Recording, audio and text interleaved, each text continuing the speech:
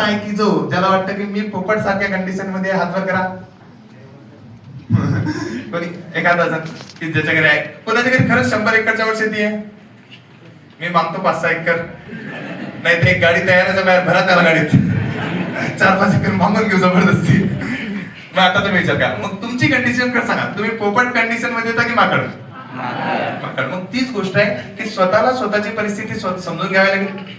तो समोरचा व्यक्ती जसा करतो तसा आपल्याला करावा नाही लागणार. आणि ही प्रत्येक गोष्ट प्रत्येक याच्यावरून लागू होते की समोरचा कसे कपडे घालतो त्याच्यानुसार मला घालायचे, समोरचा कसा राहतो त्यानुसार मला राहायचं, समोरचा कोणत्या कॉलेजमध्ये ऍडमिशन घेतो मला त्यानुसार घ्यायचे, समोरचा कोणती स्ट्रीम चूज करतो त्यानुसार मला घ्यायची, तो कोणत्या ट्युशन क्लासला जातो मला. हे सगळे डिसिजन आपण जर मित्रांना कोण घेत असेल तर थोडेसे थांबवा.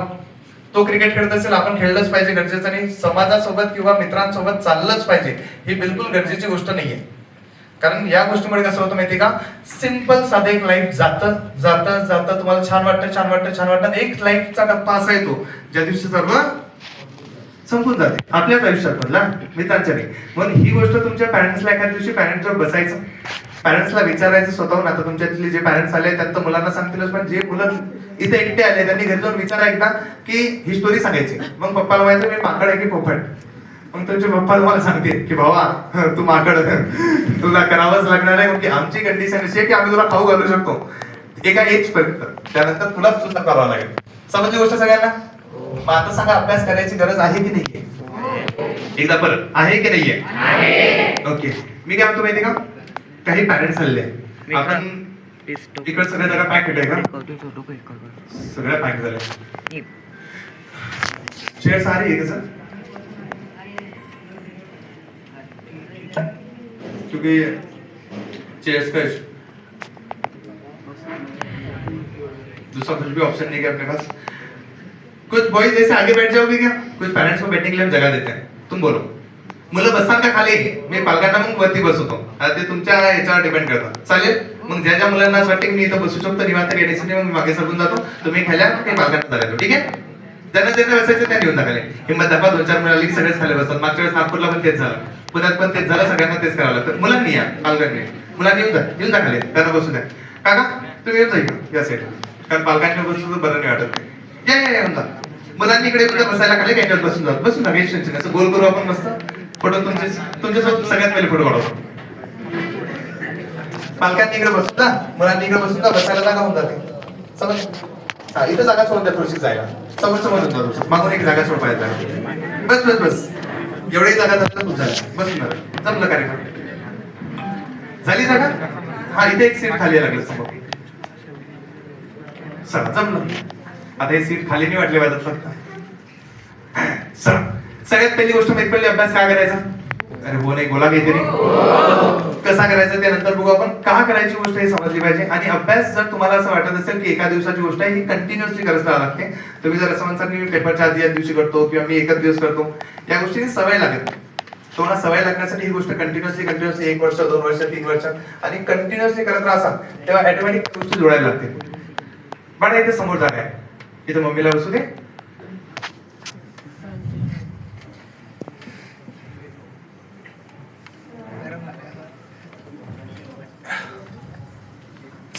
एक गोष्ट तर समजली सगळ्यांना की अभ्यास करणं गरजेचं आहे. अरे हो नाही, काहीच नाही सांगत. मेहनत करणं तुमच्यासाठी गरजेचं आहे, माझ्यासाठी तसंच गरजेचं होतं.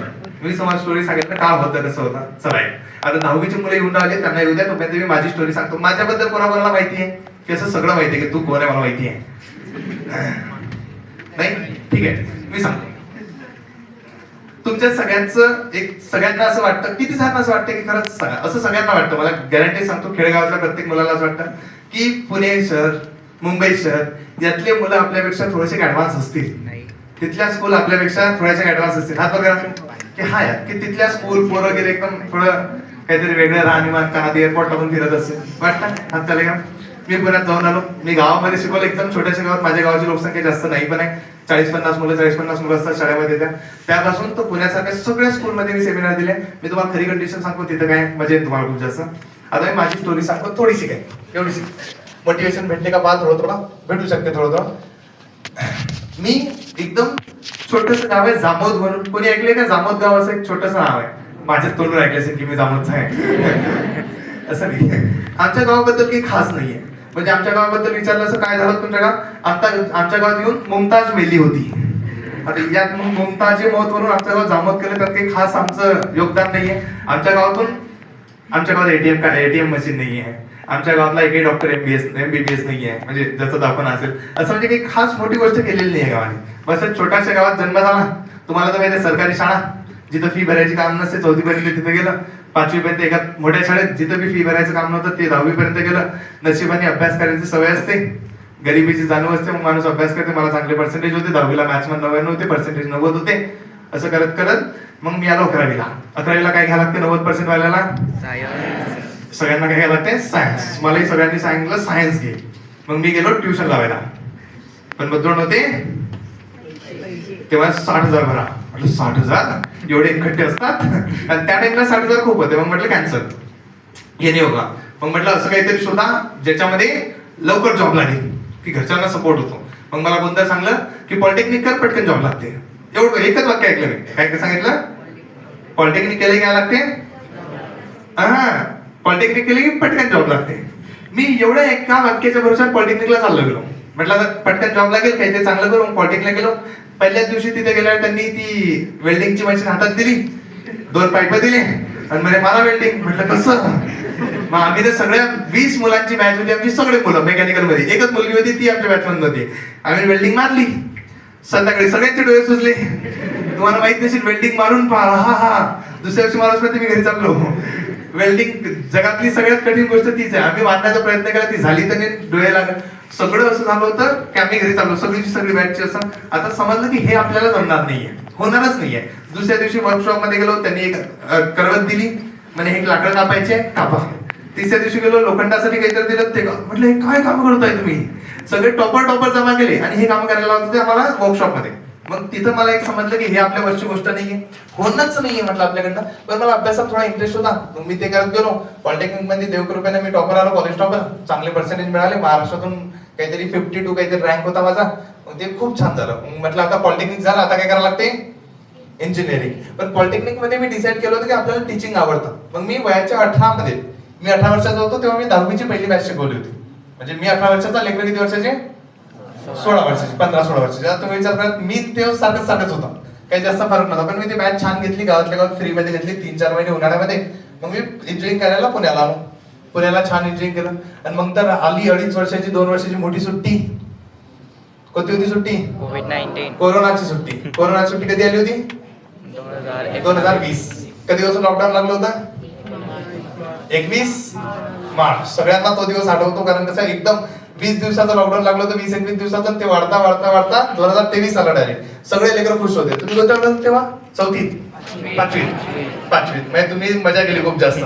अजून म्हणून आम्हाला म्हणा प्लस इंटू प्लस मायनस होते म्हणा आमचं. तर मी कॉलेजला होतो, 3rd इयरला. कॉलेज छान चालू होतं मस्त. आणि त्यामध्ये लॉकडाऊन लागल्यामुळे मी घरी गेलो. मग घरी गेल्यावर काय काम असतात कॉलेजवाल्या मुलांना? काहीच नाही. सकाळी 9-10 वाजता उठायचं, चिल काम, काहीच टेन्शन नव्हतं. दिवसभर काहीतरी व्हिडिओ एडिटिंग करायची, व्हिडिओ शूट करायचे, मला ती आवड होती. कधी कधी लेक्चर करायचे गेल्या. संध्याकाळी रात्री 12-1-2 वाजता लोक टाइमपास करायचा, मित्र यायचे, बसायचे, गप्पा मारायचा, झोपून राहायचं. किती चिल लाईफ आहे. आतापर्यंत तुम्हाला काही वाटलं असं की काही तकलीफ होती आयुष्यात? नाही, खरंच नव्हती.